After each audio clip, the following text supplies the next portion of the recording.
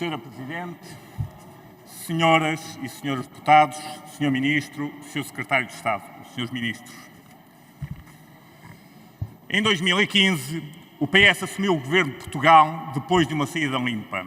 Era, segundo o PS, o fim da austeridade, o que permitia a retoma do investimento público, sobretudo em infraestruturas ferroviárias prioritárias.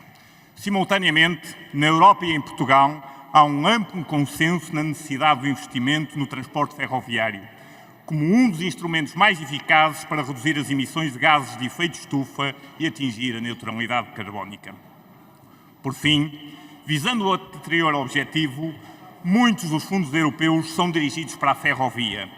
Este governo usufruiu e usufrui de um volume de fundos europeus nunca antes visto, o que lhe permitiria apostar definitivamente na ferrovia. É, portanto, um governo com condições únicas, quer políticas, quer financeiras, para o investimento na ferrovia. Perguntamos, pois, por que falha o governo do PS sistematicamente no investimento na ferrovia?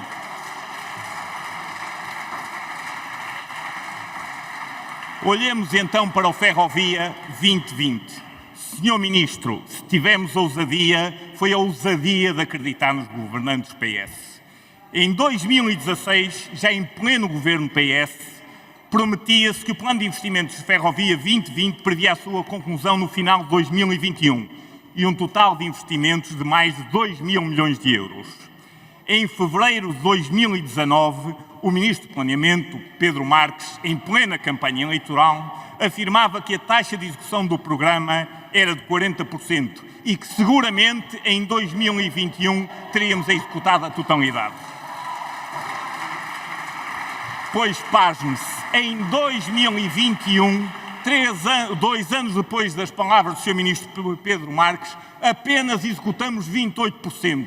Conseguimos regredir relativamente às palavras do Ministro Pedro Marques. Não admira, pois, que o atraso geral seja de bem mais de 2 anos. No corredor internacional sul, o atraso seja de mais de 6 anos. No Algarve, seja um atraso de 4 anos. E, portanto, como podemos confiar neste governo? Se o governo investiu nestes 6 anos cerca de 600 milhões de euros, o que prometeu e não investiu foram mais de 1.500 milhões de euros. Esta é a medida de falhanço do governo PS. O que não fez foi 2,5 vezes aquilo que fez. É isto que ele falha. E como estaria a nossa ferrovia se os 2,1 mil milhões de euros prometidos tivessem efetivamente sido investidos? Ficarão para outras núpcias. Mas falha também o governo porque o déficit de manutenção da ferrovia, importante para a segurança ferroviária, se atrasa pela primeira vez, no último ano que há registro, em 2020, não há redução do déficit de manutenção ferroviária. Temos cerca de 450 milhões de euros de déficit de manutenção ferroviária.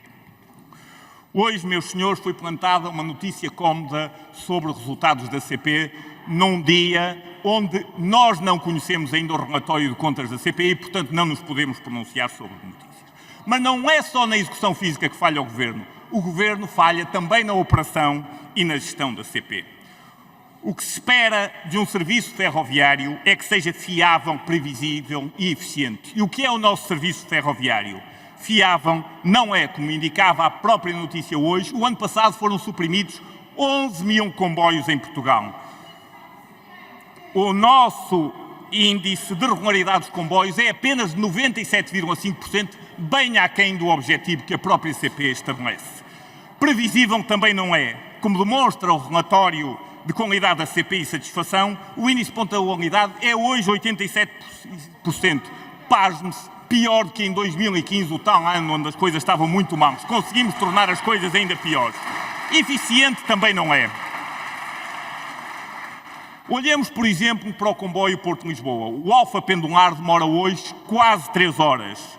O Intercidades demora 3 horas e 22 minutos. Demora hoje mais o Intercidades que uma viagem de autocarro e, por isso, crescem os passageiros do autocarro e não crescem, ou praticamente não crescem, os passageiros do comboio. Estamos hoje pior do que há 28 anos, quando o PS começou a governar. com toda a necessidade de transporte público ferroviário e atendendo à condição de empobrecimento a que o PS nos trouxe, o número de passageiros transportados em 2022 é praticamente igual a 2019, muito residualmente superior. Onde está, portanto, o incentivo ao transporte ferroviário do PS? A novela dos contínuos anúncios do PS, dado o falhanço do Ferrovia 2020, fala agora de amanhãs que cantam com o PRR, com o PNI 2030 do Plano Nacional Ferroviário, quando ainda não vamos a meio da execução do Plano Ferrovia 2020. Mas pode alguém acreditar na capacidade de realizar deste PS? Não, meus senhores, não pode. E o PSD cá está para ser alternativa.